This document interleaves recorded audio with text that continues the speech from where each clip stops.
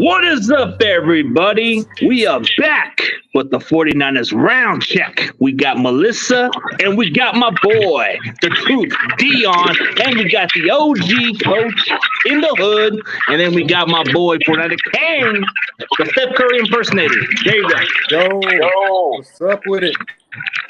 I'm here, man. I'm here. Let's get this show on the road. What's going on, guys? Okay, now I can hear it. Okay. There we go. Going good, OG. It is good to see you. It's been a few weeks, man. I know you got something to say about those cornerbacks, man. You've been kind of hyping this Knight kid, man, this Quattress Knight. And I gotta hear what you gotta say, man.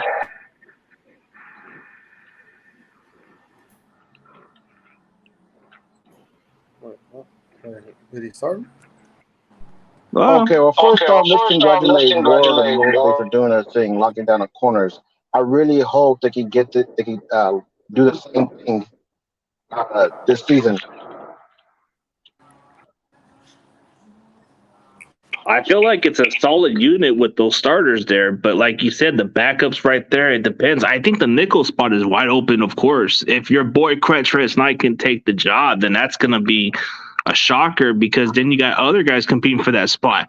Darquez Denard, I don't know, he's still holding on to that job. And then don't sleep on Lenore. He's actually kind of been stepping up lately. But Abry's looking like crap out there.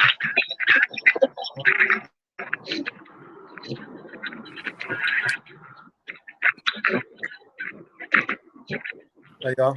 Hey, I can hear it. Yeah, I can't hear you if you're talking. Hey, can you guys hear me? Now I hear you. Now we can hear you. You went away again. I think. I hear a lot of Skedaddle. Sup, everyone? Sub psychic. What?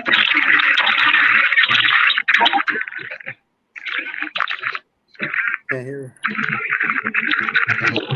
There's just a lot of static. Yeah, maybe you should come in and out again. Or wait, he's still driving, remember? He's driving. Oh, okay. But, he might want to wait till you get home. Can you guys hear me? Yeah, I can hear you. But why not you just jump back in when you get inside, dude? Yeah, jump back in. All right. I'll jump back in. Yeah, no worries, bro. Yeah, no worries, bro. You're good. All right, OG, we'll get back to you later, bro.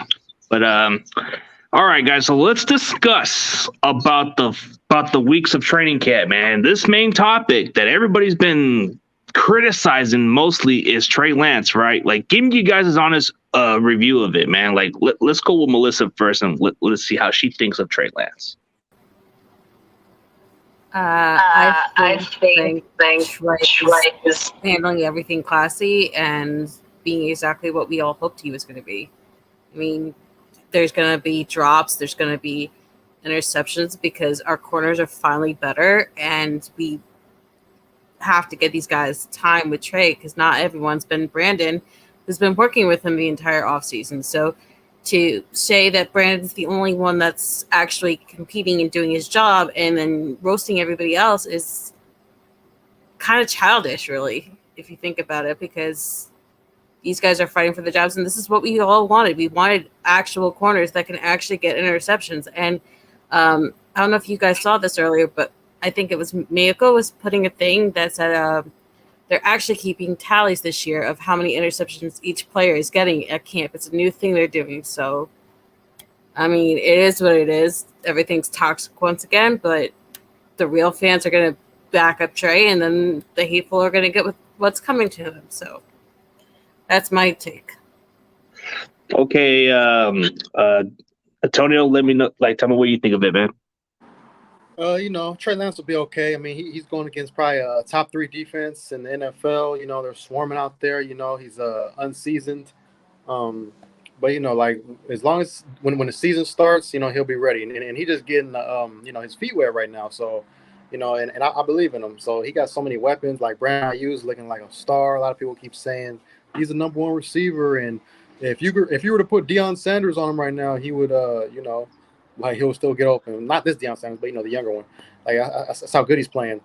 I mean, like I said, that's what I'm hearing. I'm not saying it, but hey, I use balling out, so he's showing he could be a number 1. Like we drafted him at the end of the first round. Him and Deebo Samuel can be the best duo in the league, and nobody's talking about that duo. And we got and all of our running backs are looking good. Like even Mason, our undrafted guy, he might make the roster. Might have a 4-headed running back monster, man. So he got plenty of options to hand off. He got George Kittle, the best tight end in the league. He might have the best, duo in the league of receivers. So he got too much damn talent. Spencer Buford's lighting it up right now. So he got so much around him, So, and Aaron Banks, I'm pretty sure he's going to be, ready to go, man, because I've been hearing some good things about him too. And we know Trent and that damn Mike McGlinchey, man. You better get off that diet and keep gaining weight so you don't get pancaking back to Trey Lance says. We need you to block these pass rushers, man. It's not acceptable. So yeah, that's my take on that. All right, Dion, let's get your take. I like to know what you got to say, bro. I know you got something to say. First off, there's no way in hell that anybody fucking with Dion is gonna get open. Period. Okay.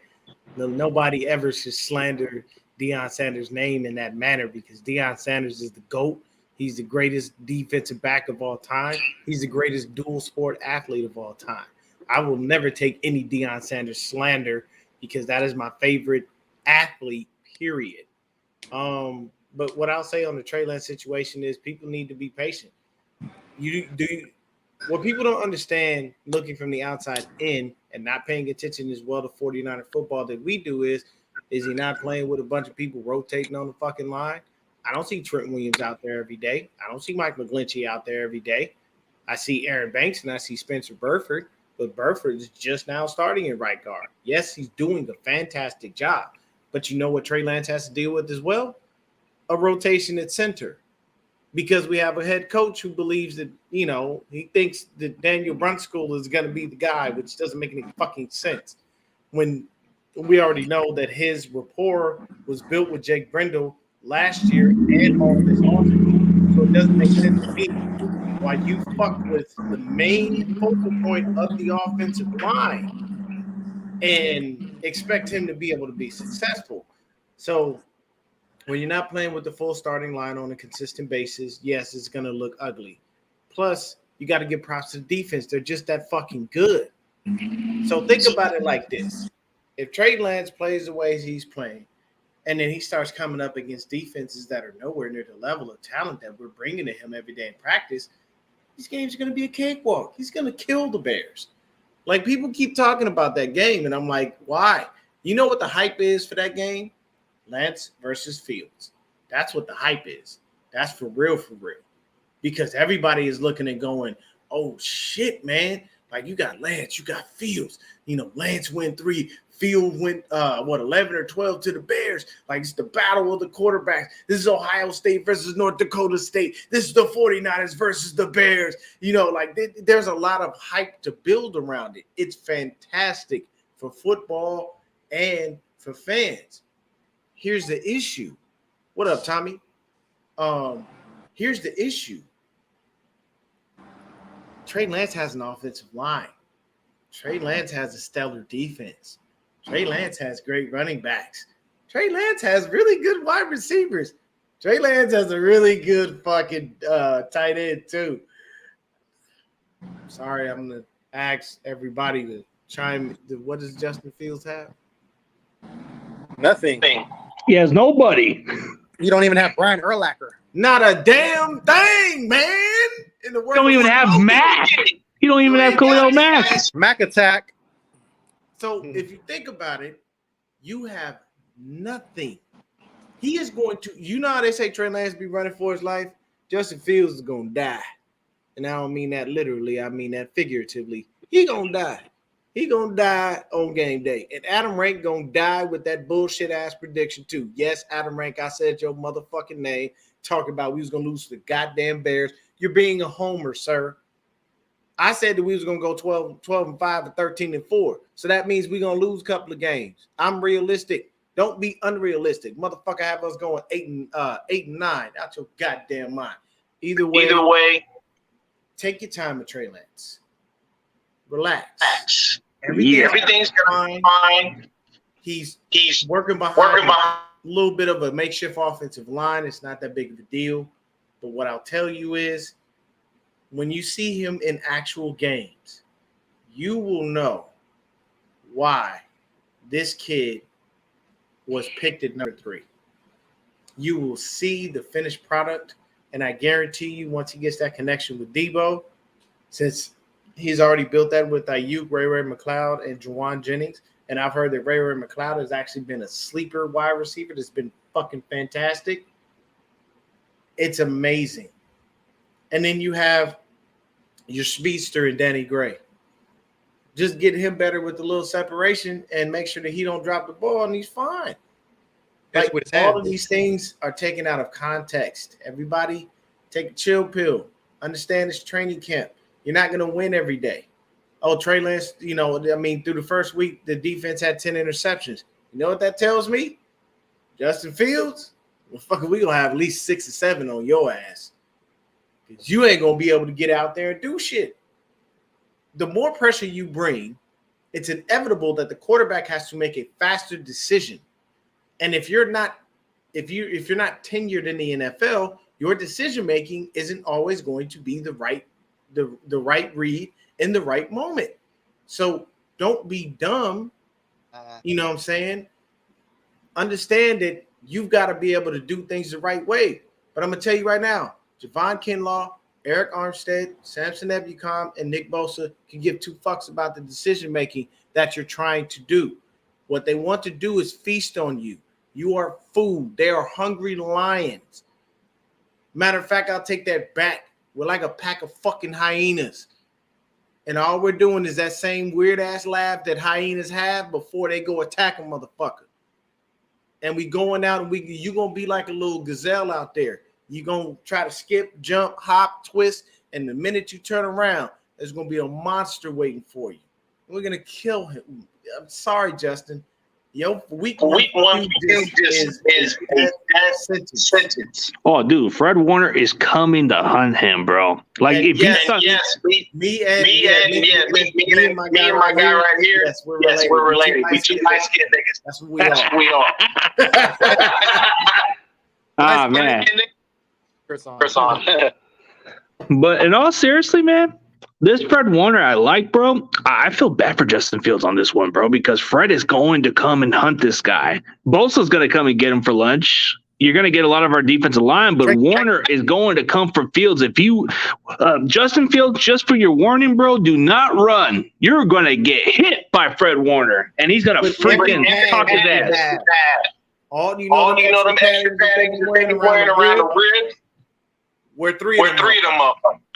Body bag, man. We're going to put that dude with a body bag. It's all over.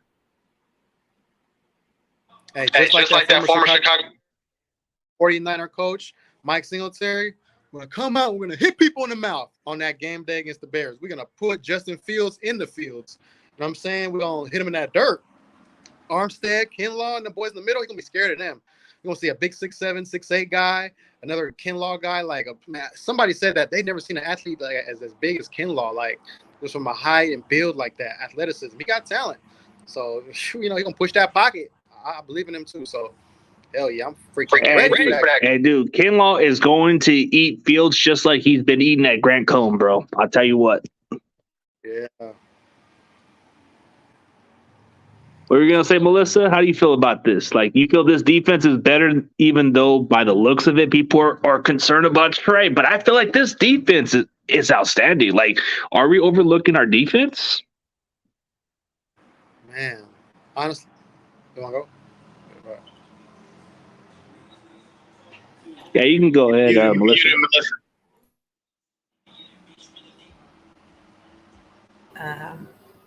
I think that our defense is actually being way underrated. And I say that because I think we're not congratulating them. We're not honoring what they're doing. They're gelling together. They got a lot of different pieces in the secondary. They have a lot of new pieces on the defensive line, and they have to keep trading out because Eric Armstead's banged up. Javon Kinlaw coming back from an injury. So there's not like a lot of continuity. And you got Greenwald and Aziz, and they both want to be that second guy behind Fred.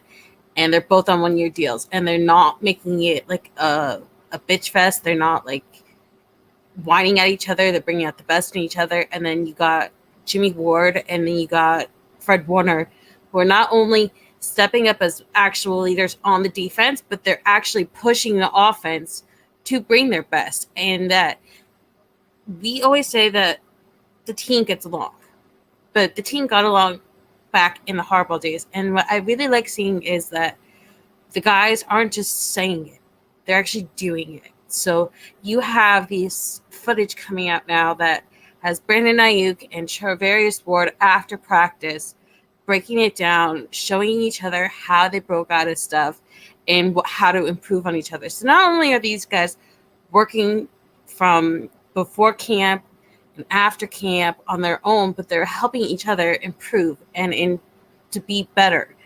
And this is all getting lost because the big narrative that is outside of the faithful and even in the faithful is that the defense is proving why Trey Lance is a bust. And that is a disgrace to us. It's a disgrace to all the fans, and it's a disgrace to the defense because they deserve more credit for that.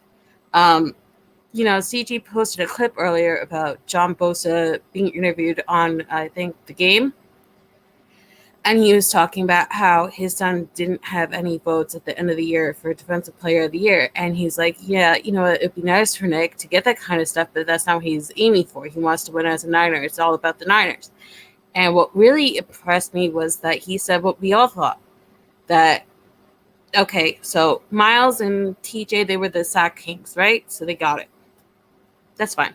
But the very fact that Joe Burrow and Dak Prescott got all the comeback player of the year votes and Nick Bosa didn't get one just proves how disrespected this defense is. And it's really pathetic and it's really irritating at this moment. The number one thing about that, Melissa, is the fact that the reason that happens is because they're quarterbacks. Quarterbacks get all the fucking love. They get all the praise. They everything is heaped on them.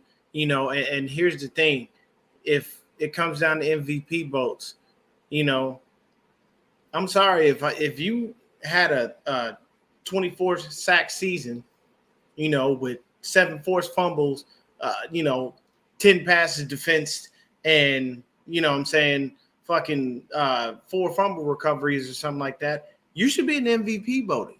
You know why? Because you did just as much as a fucking quarterback would. But the league don't work that way. They heap all the praise on the quarterbacks. They always give them everything under the fucking sun. And to me, it's a crock of shit. I would definitely not like that. He said he didn't go talk like John Witherspoon.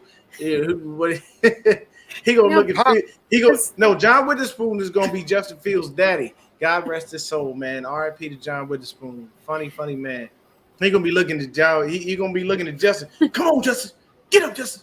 I taught you better than that. Come on, Justin. Get up. Get up. You got it. Oh, no, you ain't got it. It goes bang, bang, bang. Right? But that's Dion, see, the sad part is that Kinlaw gonna come through and he gonna go bang, bang, bang all on Justin Fields' head. That's exactly what's going to happen. The sad part though is TJ did all of that in less games than Strahan did, and he never had a big for that last sack. But everyone keeps dismissing it as 17 games, but he didn't even play all 17 games. And that's the thing, man. Like when you look at it from the standpoint, I feel like we're gonna have a ton of interceptions this year. I feel like Charvarius Ward. I wasn't happy about it at first because I'm like, yo, there were other DBs that were bigger names, but whatever they saw in this kid, thank God John and Kyle saw it. Because god damn, like 10 picks in the first week? Are you fucking serious?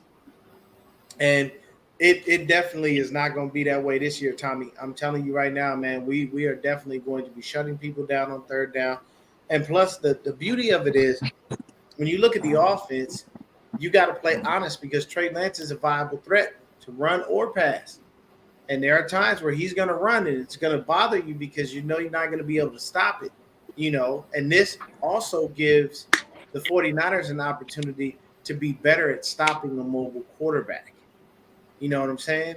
And that'll make life easier for all of us because we'll all be sitting there saying to ourselves, damn, we used to have a hard time stopping a mobile quarterback. Well, you have one in practice every fucking day, so you don't have an excuse. The only difference is the athleticism between Trey Lance and another person. And the only person, truthfully, more athletic than Trey Lance right now at this point is Lamar Jackson. There isn't another quarterback in the league that possesses the athleticism that Trey Lance does. You can't tell me it's fucking Patrick Mahomes because all he does is just run all over the fucking place. You can't tell me that ain't Russell Wilson from like 5 years ago. Kyler Murray's shorter, so it'd be harder for them to wrap him up. Kyler Murray is the same thing that DeForest Buckner called his ass a couple years ago. A little fucking squirrel running around the goddamn backfield, and he's annoying as shit. He does have speed, but when you that low to the ground, it ain't like you got far to go. Like, what the fuck is you talking about? Like, I'm 5'6". It's hard for somebody 6'7" to try to tackle me. You know why? Because it's too much. You got to go down to even get to me. So yes, he has that advantage. Oh, dude. Oh, dude, being as big as me, like a 6'3" offensive lineman, bro, I'll tell you what, man. But even if you play defense, for a quarterback that's undersized, like even 5'9" or 5'8", bro, makes it a disadvantage for some defenders because they can't figure out where he's at. Even for a short running back, even if he's 5'6" or something. I played against running backs who were probably like 5'5". You couldn't find them, bro. They were hard to find. Like the greatest short running back of all time is Darren Sproles. That motherfucker was awesome.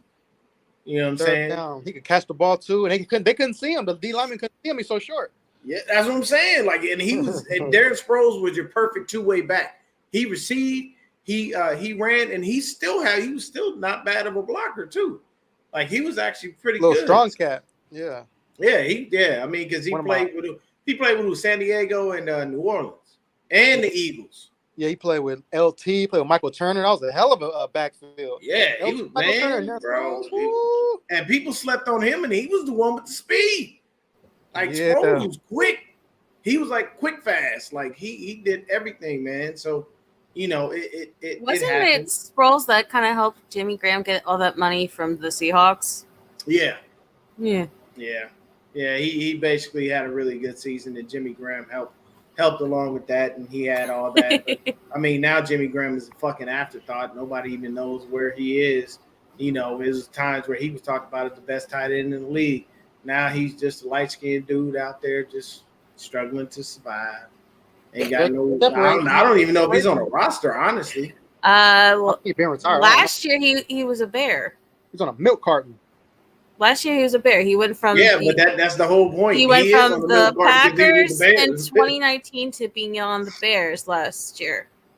I dare him to resign with the Bears. I'm going to crush him. He still ain't doing much of nothing. Like, it's unfortunate, but I think. Tell me what y'all. All right, I'm gonna pose this question. What do y'all think about this running back room, man? It's pretty crowded, and to be honest with you, I'm gonna tell you right now, I'm looking at 4 backs. And one we're going to try to slip through to the practice squad and pray to God nobody picks him up. But there's a high probability that he does. So Elijah Mitchell, Trey Sermon, TDP, Jordan Mason. I think that Jeff Wilson Jr. and Jermichael Hasty are on the outside looking in. What do you guys think? Go ahead. I agree. It's gonna be the core four right there. That's a tough one, man. That's a really tough one because we're gonna end up carrying four.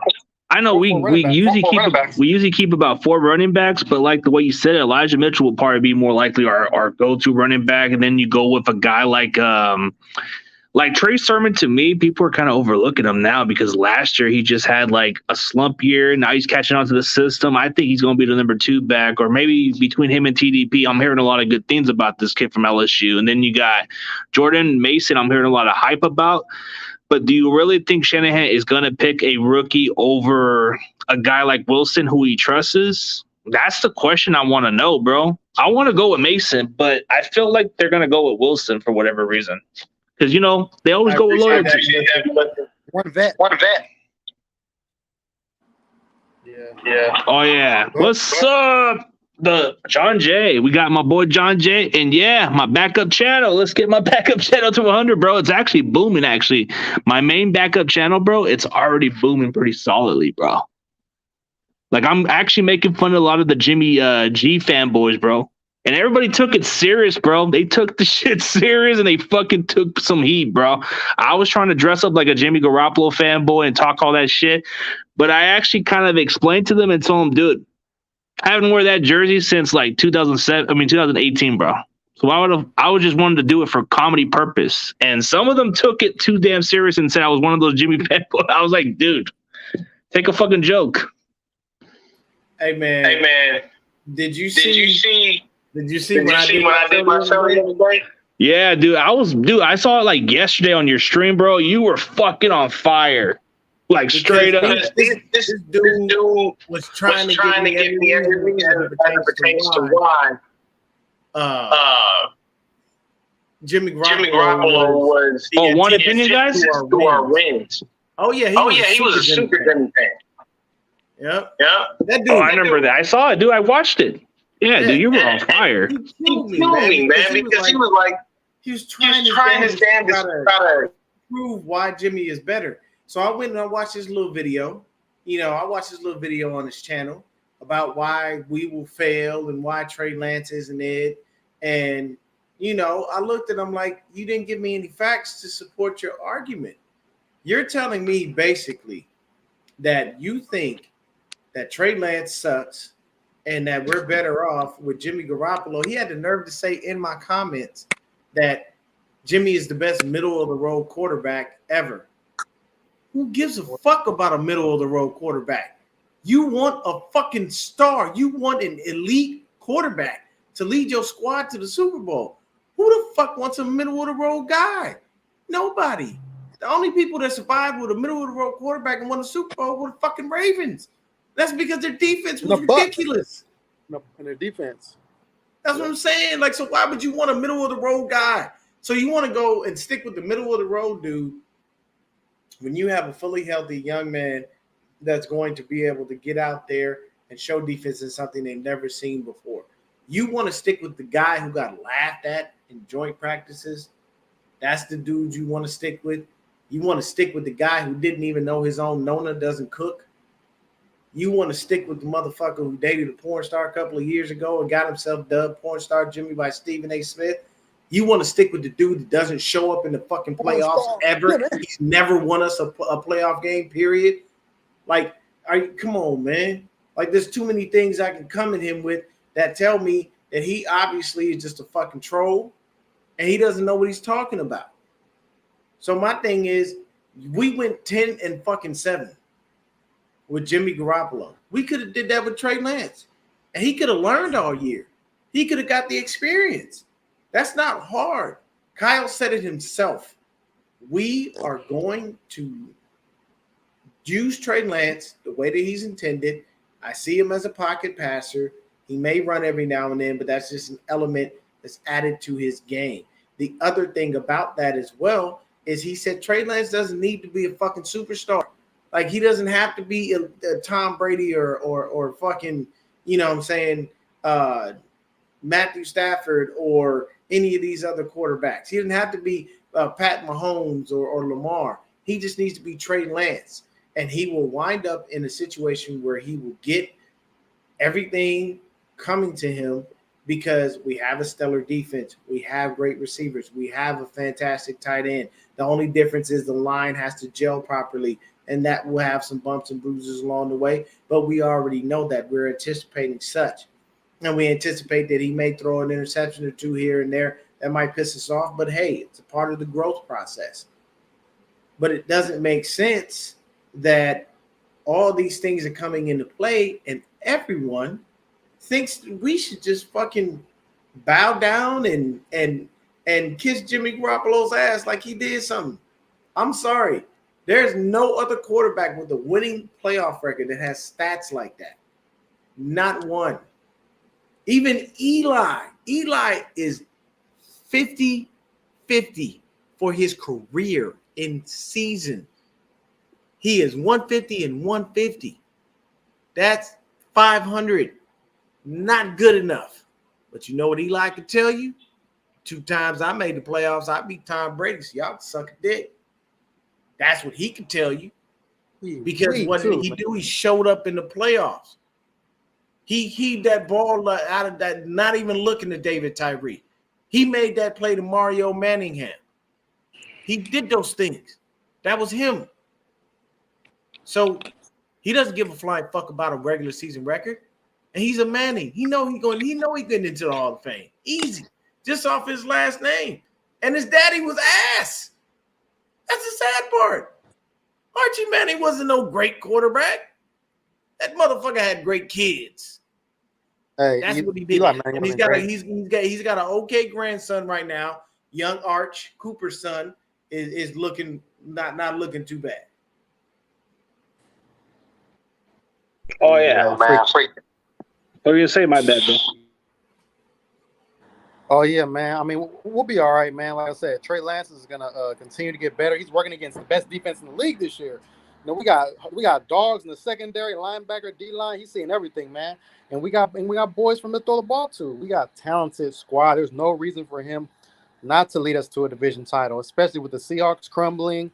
You know, the Rams with this Stafford situation. Even though I'm not high on him anyway, but you know, he's their starting quarterback in Arizona. I mean, I don't fear them at all whatsoever. So the division is ours for the freaking taking, man. Whew, man, I'm just saying, I'm just so pumped up. And we're going to just probably go 13-4. That's what I think. And I can't wait till we face the Chargers later this season because that's going to be my Super Bowl preview right there. Chargers got so much freaking talent. Woo, Justin Herbert, and that's a man-child right there. Oh, yeah. My goodness, man. He's like a Patrick Mahomes mixed with Josh Allen. Like, he's that type of talent. Ooh, the Bosa brother Super Bowl matchup. That'd be interesting. What is United talking about? What is this y'all ain't back Niners? What are you talking about? We didn't even bash nothing about the Niners. I don't even know where he's getting this. What are you talking about? Like at first he was kind of like talking about being like let's go Niners in live at camp, but we didn't directly criticize. What are you talking about bashing the Niners? Bro, I think you explain yourself. You're still in here. I don't even know what the fuck that meant. Dude, we weren't even talking bad about the team. We were talking about the people who were criticizing Trey Lance. We were talking about those people. I don't even think we even mentioned bad things about our team. Hey, that may be the case. I don't know. Sometimes we get comments and they do whatever they do. Dude, I like me some of that Mary Jane if I had to, but you know, I gotta pass. we roasted Jimmy. Yeah, we're roasting Jimmy Johns, okay? Because Jimmy ain't worth a talk, man. I'd rather talk Jimmy Johns over at Jimmy Garoppolo any day of the week. Thank you. Just take the Rams out. Rams are not going to be repeating. They're not repeating, bro, because look at Stafford's fatigue. I mean, they can say they're doing their best to manage his arm issue, bro. But watch, Fred Warner is going to take that cheap shot. He's going to intentionally, purposely injure him. And I'm not saying that just to be harsh or nothing, bro. But you know that's a target, right? That's a target. You're going to get a target, bro. I want Kinlaw to hit him. Imagine big old Kinlaw hit him. I'm squashing him. Dude, I mean, he'll be out for the rest of this. And I don't wish no injury on nobody, bro. I don't ever wish no injury on nobody. But when you have a target like Stafford, where you're the defending champions and your elbow ain't looking good, bro, you're good. Don't expect them to play little nice and patty cake shit, bro. They're gonna take their chances on getting this guy down. Is that not arm fitness? Elbow fitness or whatever, arm fitness, yeah. That's arm fitness, right? But Tommy John surgery. Tommy John, Trey Lance. Trey Lance is only one with the arm fitness issue. Fuck out of here with that shit. Trey Lance is the one with the arm fitness issue. Are you serious? But Matthew Stafford, bruh, get your ass out there swinging like fuck up. Otherwise, it's a situation where what are you doing? You have arm fitness issues. Y'all coined this term just to hate on the kid, and it made no sense. Like, there's a difference. Like, when you look at it, anybody that throws a football on a consistent basis as a job, your arm's going to get tired. Why do you think that sometimes when quarterbacks sit down and they're done for a game, they have a bunch of ice packs all over their throwing shoulder to keep down inflammation, people? This is natural. This is normal. Why do you think that a baseball pitcher only pitches once every 4 to 5 days? Because you can't throw 150 pitches every fucking day. Like, come on, people. What are we really talking about here? That's all I'm saying. Like, his backup, I don't know who his backup is. They was talking about, so speaking of that, now that you bring that up, Sajin, here's the thing. They said they were talking about possible trade partners for Jimmy Garoppolo. I forget who the dude was that was on NFL Network, but this motherfucker's decided to bring up the Rams. Please put Jimmy on the Rams. Please. I would love to. We kicked their ass every time anyway.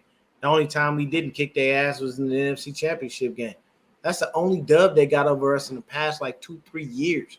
Now, yes, that's a big win because it's 6 in a row against them. Yeah, they took them to the Super Bowl and they won. Congratulations to them. But here's the thing. Y'all ain't been relevant since the Greatest Show on Turf era. And you motherfuckers still don't have no fans. Nobody was at your bum-ass parade. And no one gives a fuck about your bum-ass team. That's Levi South. Anybody that's out there that's a Rams fan, understand it's Levi South. Paying for Raider fans to join your parade is not an actual fan parade, bro. Come on. Yeah.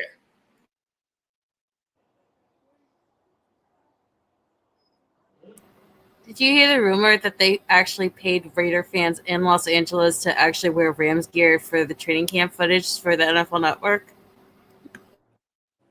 I'm telling you, I'm getting stuff from people that live in LA, bro. I'm getting stuff from people who are Raider fans from LA, bro. They're telling me shit that, I wouldn't believe, but it started to come true, man. I don't know.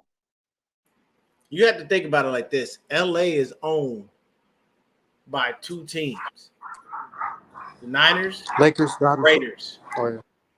If you're talking football, it's going to be the Niners or the Raiders. And the reason I state that is because LA has always wound up being void of teams because teams come and go. Now that you have SoFi, you have 2 LA teams in the Chargers and the Rams. Now, the one thing I can say is the Charger fans are Charger fans from back when they were in San Diego. They're not there because somebody came to LA and everybody's like, let's just root for the Chargers because they're LA. Los Angeles don't work like that. I'm from there. If we fuck with a team, we fuck with a team the long way. Whether they good, bad, perfect, it don't matter. But we don't switch up because you came to LA. We're not homers. If somebody is a homegrown fucking Raider fan, they're gonna be a Raider fan until the day they die. They're not switching. Me, I was a Niner fan. You know what I'm saying? And man, shut up, Tommy, with that bullshit. He just mad because my Dodgers be kicking his little punk ass Padres ass. That's what Tommy mad about. Tommy mad about baseball. Let me tell you this, and I don't give a fuck what the Padres or the Giants and none of these other fucking teams do. Juan If you can't Soto. come see my Dodgers and you can't come see my Braves, then I don't want to hear a motherfucking thing from you. The Dodgers is going to keep kicking ass and taking names. It is what it is. You're going to have to get used to it, deal with it, live with it, and love it. Y'all could win the division for all I care. At the end of the day, you're not going anywhere in the playoffs. Sorry to burst your bubble. I know a lot of people 49er fans that are Giants fans and other stuff. It's unfortunate. I'm an A's fan. Ugh. Oh, yeah, y'all been bad for years. Damn. Shit, y'all ain't been good since the Bash We're bad Brothers. this year. Horrible. Yeah, the A's, man. Shit. We need a new owner. The Warriors owner wants to buy them, but you know they ain't selling them right now. Oh, that's fine, Tommy. At the end of the day, as long as they whoop your team's ass, it doesn't matter. Because you know what? If we send you guys packing, that's all that matters. Look at it like this. The Dodgers beating on the Giants or the Padres is like the 49ers beating on the Seahawks or the Cardinals. I win either way. So it doesn't bother me any. That's just how I look at it. But either way, football is a serious situation. I really think that people are going to sleep on Trey Lance. And when he gets his hands on the football and he shows everybody what he can do, we will be sitting up there killing everyone. Now, I did hear Adam Schefter say, no, not Schefter, Rappaport. Ian Rappaport state that basically the 49ers probably going to keep Jimmy until cut day, till like the last day of cuts, and then most likely cut him if nobody's cane calling. I honestly think he'll wind up being cut because there is no choice. There are no trade partners. Nobody wants him. And it's easier to get rid of him than have fucking money. Yeah, nobody wants him, so it's going to be at the point where we might as well just cut him. But what were you going to say, Melissa? I seen you raise your hand. Sorry. I want to ask Dion real quick before I forgot. What upset you more? The Deion Sanders slander about our current DBs or the slander a while ago from John Morant comparing himself to Michael Jordan and how he beat him? There's only one person on this that was on this planet that was anywhere near Michael Jordan, and he unfortunately has passed away, and that is Kobe Bean Bryant. I am not a Laker fan. I didn't like Kobe, but you have to respect greatness, period. Kobe was the closest thing that you would ever get to Michael Jordan. There is not another player in the league today that could say they're anywhere near what Jordan was. Jordan was – I liken Jordan to Bill Belichick. Jordan was a killer. And I say this and people, laugh or they think it's funny, but when you're playing a sport and you really out there trying to win, you want to win championships, you have to have a killer mentality. Kobe had his Mamba mentality. Jordan was a killer. He was a two-way player. He played offense and defense. And the number one thing about it is when you're out there as a franchise, your job is to go out and win championships, period. From you being the worst team to the best team. Your job literally is to go out and win a championship. To do that, you need to have a little killer instinct. The reason why Bill Belichick won 6 fucking rings with Tom Brady was because he had killer instinct.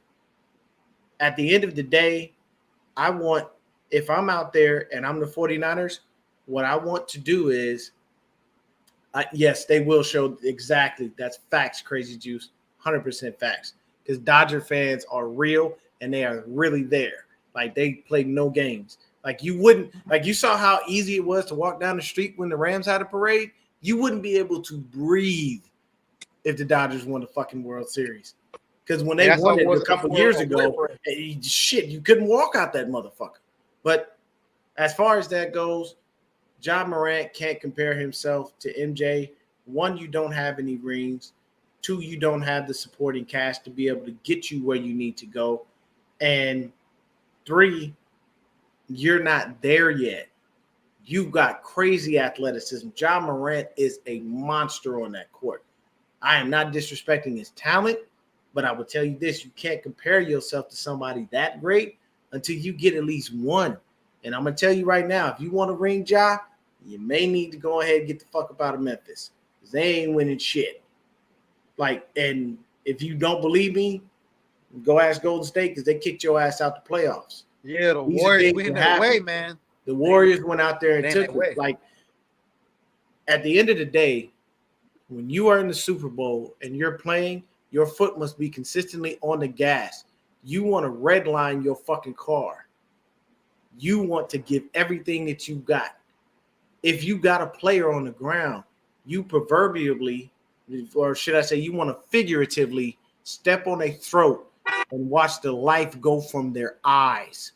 Watch their pupils dilate to the maximum as you crush them in every way possible, whether it be offense, defense, special teams, run game, pass game, all of that, pass defense, run defense. That's your mindset. And if you don't have that, you have no business on the field. And I'm sorry, Ja Morant is great, but he's not a two-way player. Ja Morant's got great offense, needs to work on his defense before he starts talking anything about Jordan. Oh yeah, Ja Morant. Hey, the Warriors gonna be in his way anyway, man. Like, you know, he's being kind of cocky and stuff. You know, he got a big machine. The Warriors, man, we got stacked lineup, so we're not even worrying about no Ja Morant. You know, like I said, he's probably like Russell Westbrook with like better, you know, just better handle. That's what he is. You know, with more control. He's a hell of a player, though, man. He got top 5 talent. All right, so okay, let me put this to address with the issue. Hey, whoever's timing out Brian Cope or removing him, dude, that's a petty move. Whoever removed them, bro, that is uncalled for. I don't know who blocked them or whoever did it, bro. I don't like that type of stuff, man. Nobody's blocked on my channel. Nobody should be timed out. I don't want to see that crap. I'm running a channel. Anybody has a right to say what they want to say. But he hasn't even said nothing bad. I don't get that part. But just wanted to put that out there because I guess Brian told me somebody must have blocked him on my stream or something. Oh, you know what I'm saying? I think he was talking about because he was saying that the league would let the Raptors go back to LA because of the gang. Because Goodell said it. We all know that the 18th Street gang uses the Raiders colors as you know, their sign. Even me being a Niners fan, that's a symbol for bloods out there in Los Angeles. I understand what that is. She's giving us the symbol of the Oakland. Well, listen, kill me right now. Man, where's Moses? He hasn't been around since. He came back. I know, right? Any echoing? Tommy must have did by accident then. Nah, Tommy accidentally blocked. He accidentally timed you out. You're good. No, you're good. You're good, Brian. I never did anything, dude. I didn't even know what happened. Yeah, read the comment. Yeah. He said he accidentally did it. Damn, Tommy, you petty. That dude, I mean, but you got to admit, but he did it by accident. He admitted Time out. Can we solve Belichick for Jerry Rice, please, with your analogy? Jerry used to go right after the Super Bowl wins and start running drills right away and breaking down tape and doing drills and stuff. So your whole analogy with someone for the NFL, can we do Jerry instead of Belichick? Because Belichick kind of pisses me off and he totally stole a Super Bowl because, I mean, it's petty when you have like how many rings at one point? He had 5 or 6 at that point, and he was still filming the freaking Bengals and getting caught again cheating and filming his opponents. So hey, if you ain't cheating, you ain't winning. That's how they look at it. They really truthfully feel that way. That's the way I look at the game. Yeah, we're on to Cincinnati. Right? Yeah. Right. Doesn't he come out looking like fucking Darth Sidious and shit? This motherfucker be at the podium angry as shit. Boy, you got 6 Super Bowl rings. Smile once in a while. What the fuck? The only time I've ever seen that man smile is when they were doing the top 100 and they had him on as a guest. and they were asking him about certain players that he never got a hold of that he would actually have liked to have on his team. And I've never seen him speak so glowingly and lovingly about certain players. But I'll tell you right now, oh shit, he loved him some Ed Reed. Oh, Bill Belichick, Ed Reed was the shit, and he was. I loved Ed Reed as a safety because he was the perfect ball hawk. Plus, he'd lay your ass out. Like, it's it. Yeah, hey, my all-time starting safeties. Okay, I need to understand the emoji thing here. I just really think this is the season Kyle is on. Banana hand. That's what they usually call, like, for haters. Like, you know those Niner ones that can't stand Shanahan? They call him Kyle Banana Hand. I've never heard that. No, it's a slang. It's like a name they call for other people. You know how people call Jimmy like other names and other stuff? That's been a name I've seen from quite some time. They use that as I don't know. They come up with weird stuff. You had the Lawrence Taylor out there. That motherfucker had one of the best sound bites of the NFL. Motherfucker said, it's going down like a rainstorm out here. Man, damn, Moses. I was missing you already, man. Because he's realistic, man. Like, you got to think about it. Like, look at our division. Name another team in the division outside of the Rams that's truly going to pose threat. I can't even think of anyone. I mean, the Cardinals are like probably like the closest second, but I don't even think they're even that good this year. No offense. I don't fear them at all, honestly. It's like no Hopkins. Their defense is going to decline without Chandler Jones. I mean, I don't know. Nobody. Yes. Yes, Brian, I agree with you. I just want 6. I really do. I'll tell you this, though. If you look at our division, the Cardinals have lost D-Hop for 6 weeks due to the suspension. Hollywood Brown is most likely in line for a suspension for him coming out here and speeding like a dumbass. So your receivers are Rondale Moore and Andy Isabella. Hey, you might want to call Larry. You might want to call. Because there's no one else. What are you going to do? Beat us with Andy Isabella and Zach Ertz? You fucking serious? Come on, man. No, we don't. And who gives a contract? Who gives a contract to a quarterback to study 4 hours a week? Who does that? And then took joke it back. of a franchise. And then took it back. Like, oh, we were just kidding. No, y'all wasn't kidding. That motherfucker don't study. And y'all had to put a clause in his contract that says that he does. So at the end of the day, if you think about it, why should I have to force you to want to understand the game that you're playing? Why should I have to force you to want to understand your opponent? I shouldn't have to do that. You should want to do that on your own. There should be a will and a drive instilled inside of you to allow you to be able to do that. Now, don't worry. Kyler's a little cocky about it. You know, he got up at the podium and was like, I'm kind of flattered that you guys think that I, got this far in life, by not studying tape and not studying film and, not paying attention. But, that's cool. And that's probably the best response you can give. But at the end of the day, it sends a message to everyone else out there that you don't study and that you did get this far. And maybe you got this far and you rested on your laurels. Why? Because all of the other quarterbacks now are doing what? Cashing in. The number is going to continually grow because so is the salary cap. The only thing that could stop that money from going on an upward trend is, God forbid, another fucking pandemic. Other than that, it's going to just be money every time. Kyler got $43 fucking million. He ain't worth that. I don't right to hate on my A's, man. Like, yes, and that's 100%. Hate on my A's. Kyler is a poor, unfortunate soul in pain, in need. That's exactly what he is. Our pass rusher's gonna get him though. Oh my God! And the sad part is, the minute he tries to squirt out the backfield, eluding the pass rushers, we got Dre, Fred, and Aziz waiting on his ass. Woo. But that's basically it. You know what I'm saying? No, and this is what I'll say, Tommy. If Kyler wanted to play baseball, he would start. there would be no the Triple A's would just be a warm up and get them reacclimated to baseball. Kyler is that good in baseball, and so he'll be our sergeant. Like he was definitely like I give people respect when it's due. He was pretty good, but our season is basically an open door to the playoffs. All we have to do is just make sure that we continually allow Trey Lance to progress in the proper manner, and we won't have anything to worry about, man. Like the wide receivers, we're fine with that. Nobody's injured, nobody's hurt. We cut Taysir Mack, and we brought in Willie Sneed.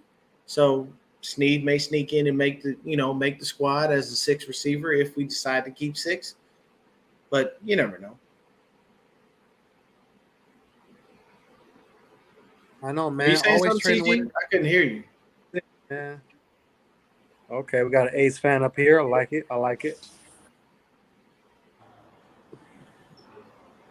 I can't hear you at all, CG. Can't hear you. Can't hear you. Yeah, he probably had to go out and come back in, man. So, who's your X factor right now, Antonio? Who's that guy that's just gonna? All right, is it better? Yeah, there you go. Okay. Yeah, Willie Sneed is a really solid route runner at times, but he's a good separator. But I think his hands are what makes him so reliable. Like, even when he doesn't get much targets, like, even though in Baltimore he didn't produce a lot of those big time stats like he did with the Saints, but he was like Lamar's other security blanket, you know? But I don't know if he'll make the team because there's a lot of buzz with this Malik Turner that could maybe be the number 6 receiver. Okay. But what do you think Seriously. about? There you go, Melissa. She put up my boy, Jawan motherfucking Jennings. Jennings! My boy. But Antonio, what do you? Who's that X factor, man? Who's that guy that's just gonna come out and blow everybody out the box? Man, I think it's gonna be Armstead on defense. You want offense and defense? Okay. Yeah, Armstead, man, because he's the most slept-on player. He makes everything go, man. Like, he stuffs that run, he engages blockers so Warner and Greenlaw and Shazier can get free, pushes that pocket. Like, he was tops in like pressures, man. Like, and plus he's tall, you know, he can knock down passes, and he just gonna be even better and better. And he's gonna make people, you know, stop bringing up DeForest Buckner this season. I think that's gonna be over with, man. I think he's an emerging player, you know. And yeah, offense, you know. Brandon Ayuk, he's gonna have over 1,200 yards this year, man. That's what I think. He's gonna he's gonna have 1,200 yards. He's gonna lead us in receiving yards. 1,200? Yeah, 1,200 with 10 touchdowns, and he's gonna be like top 3 in broken tackles forced. Okay, CG, who's the X factor outside of Eric Armstead and Brandon Ayuk? Who on defense? Who else is that dude that's gonna make you pay every time you think about trying to come across him? I gotta say Mosley. He's gonna be that one guy that nobody talks about, but when he comes in coverage, and he can tackle too, so you better watch out because he can be running right towards that play. Like, that would be my X factor because he doesn't get talked about, and he does solid in coverage, so they're gonna probably focus on Mosley more than they do Ward. So I think Mosley could be that X factor. Okay. And on offense? Ooh, offense. I got to say Juwan Jennings. Sounds biased. Sounds crazy. I got to go with Jennings. That's my guy. I mean, I don't know. I guess if they had a fan club, I guess I would be on that part of that club. There you go. Melissa. I got to miss a third down.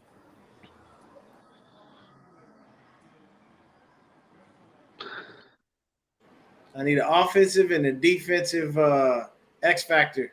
Can't be the same ones that they named. You got to give us under the radar.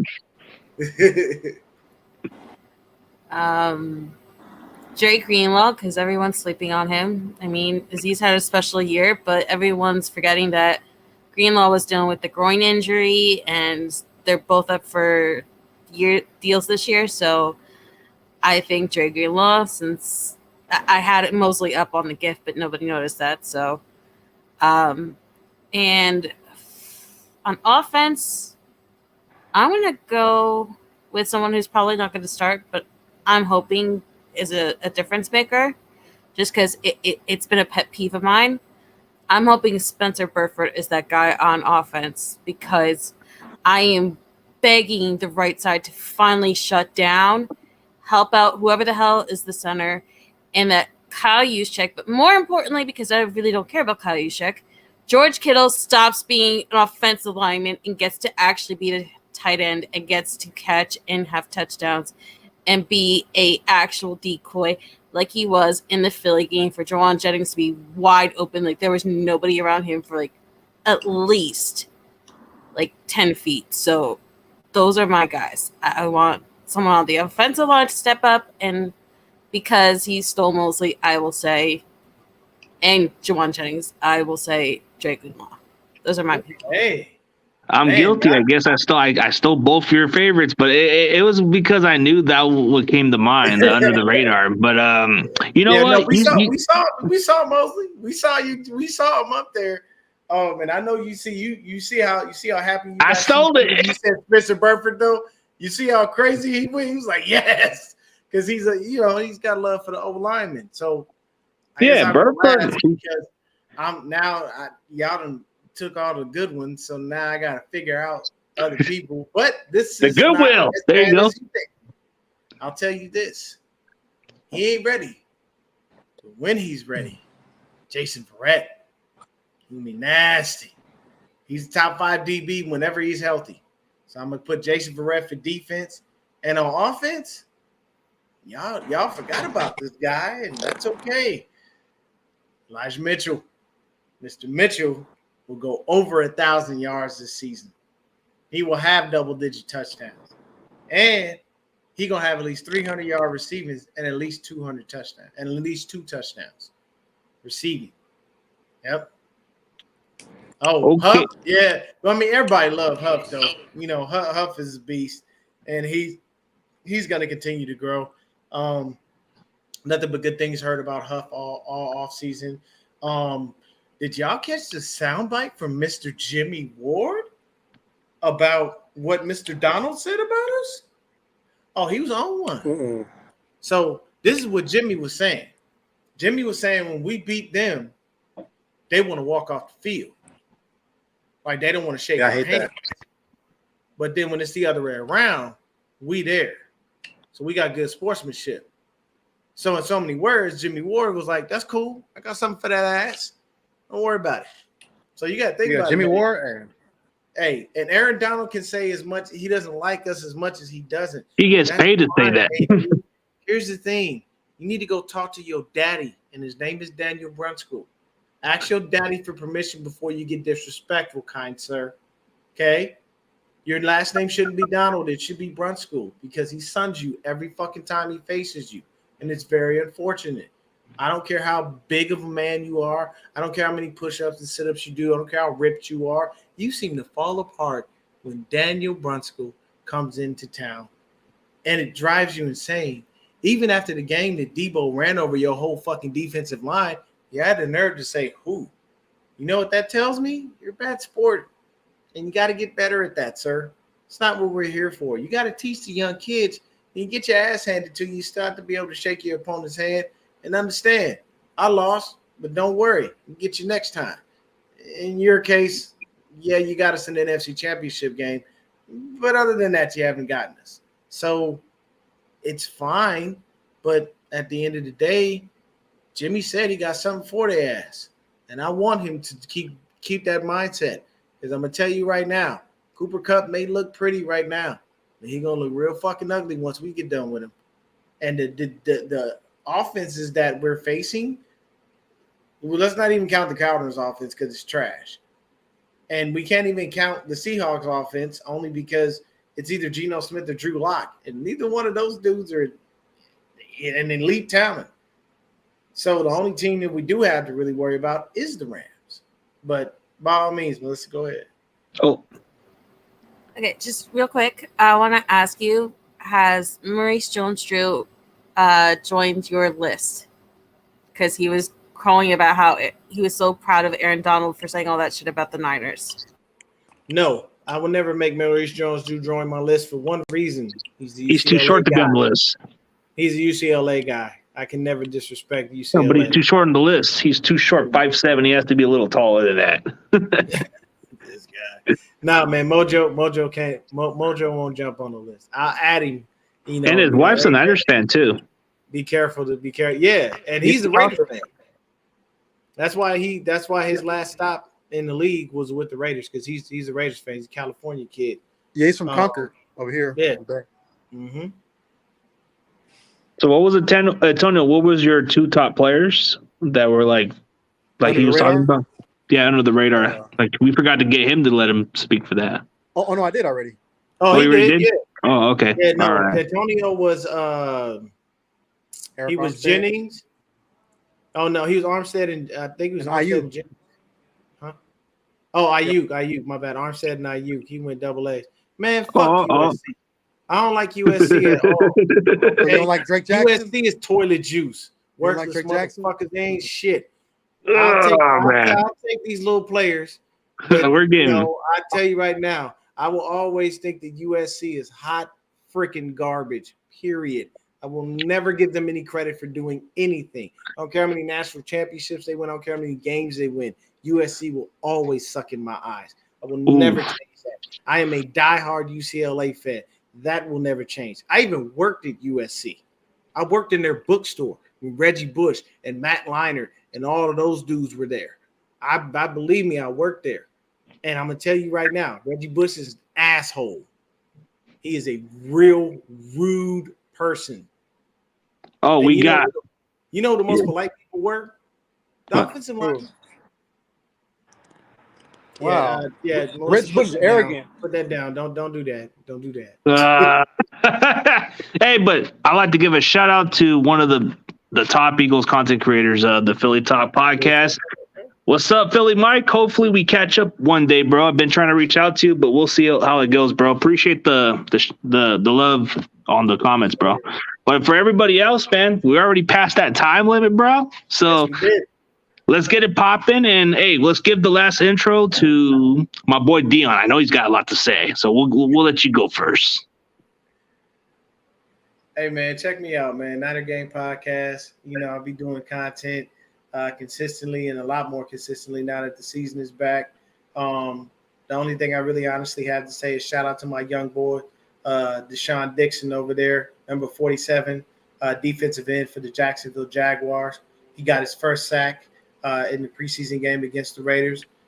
He had a couple of great pressures too. I expect that young man to make that squad and continue to make a difference and make an impact. So shout out to you, Deshaun. Great game. I'm going to keep watching you, young blood, and I'm always back. All right. And then Melissa? I just want to say, great show. Sorry for all the gifts, but there was an echo issue. I went out like 15 times before, so that's why I was usually using the phone. Had a lot of fun. Can't wait for the Green Bay game. This is my week. You can all just say it's a preseason game, but my brother and I hate each other, and this is my grudge match. So, yes, it's a preseason, but I get to watch Josh Hackett again. That is a treat for me, and it just so happens to be against a team I despise and a sibling I despise. So I cannot wait for this week to go by quickly, and thanks all for tuning in. The show. And then my boy, Antonio, last but not least, but the greatest Steph Curry impersonator of all time. Man, I just can't wait for the season to start, guys. We got a super duper talent. We haven't had a talent at quarterback, like running and throwing with accuracy and touch and all that since Steve Young. So, hopefully it can be that. I'm excited. Like, we've never had as much talent at a lot of positions. We're receiver, corner, D-line. So it's going to be insane this season, and I can't freaking wait. We face the Packers upcoming, and, that's like top 5 most hated teams. I just want to beat them, even though it's preseason. And, we got to go against Aaron Rodgers at some point in the playoffs again. I just can't wait to beat him. I'm thinking ahead, but I don't care, man. It's like I believe in this team, so I'm just fired up, guys. And everybody like and subscribe to both of my channels, King 510 and Facts Over Feelings podcast. Thanks, y'all. All right. As always, the round check is out. So we'll catch y'all later next Monday.